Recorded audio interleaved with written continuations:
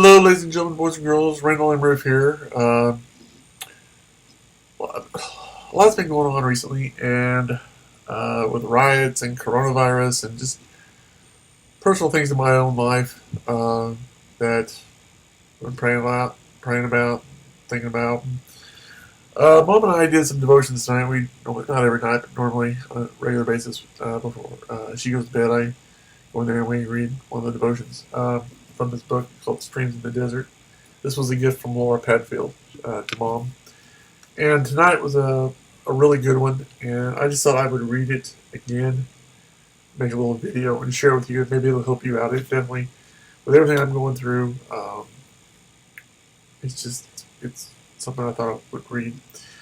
And normally what it does is it has a Bible verse, and then it has some story, or usually a story or some inspirational speaking. Well, this starts off the Bible verse, John chapter 18, verse 11. It says, "Shall I not drink the cup the Father has given me?" To drink the cup was a greater thing than calming the seas or raising the dead.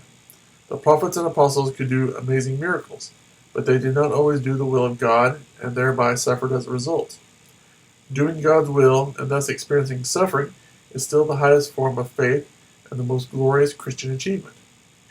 Having your brightest aspirations as a young person forever crushed, trust me, I know about that, to say the least. Bearing burdens daily that are always difficult, that's me. And never seeing relief, that feels like me. Finding yourself worn down by poverty, me again, while simply desiring to do good for others, me too, and provide a comfortable living for those you love. Being shackled by an incurable physical disability, that's definitely me. Being completely alone, that's not completely me, but sometimes it feels like it. Separated from all those you love, to face the trauma of life alone. Yet all these, still being able to say through such a difficult school of discipline, "Shall I not drink the cup the Father has given me?" This is faith, at its highest, and spiritual success at its crowning point.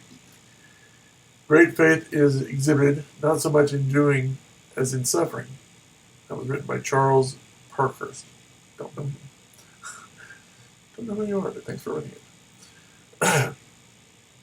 In order to have a sympathetic God, we must have a suffering Savior.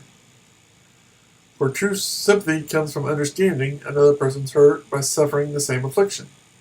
Therefore, we cannot help others who suffer without paying a price ourselves, because afflictions are the cost we pay for our ability to sympathize, which makes a lot of sense.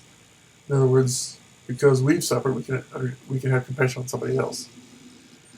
Those who wish to help others must first suffer.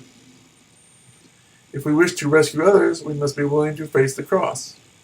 Experiencing the greatest happiness in life through ministering to others is impossible without drinking the cup Jesus drank and without submitting to the baptism he endured.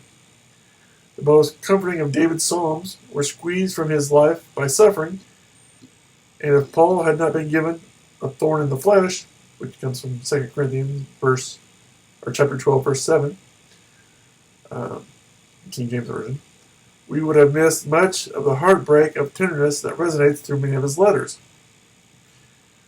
If you have surrendered yourself to Christ, which I have, and hopefully you have too, your present circumstances that seem to be pressing so hard against you are the perfect tool in the Father's hand to chisel you into the shape for eternity.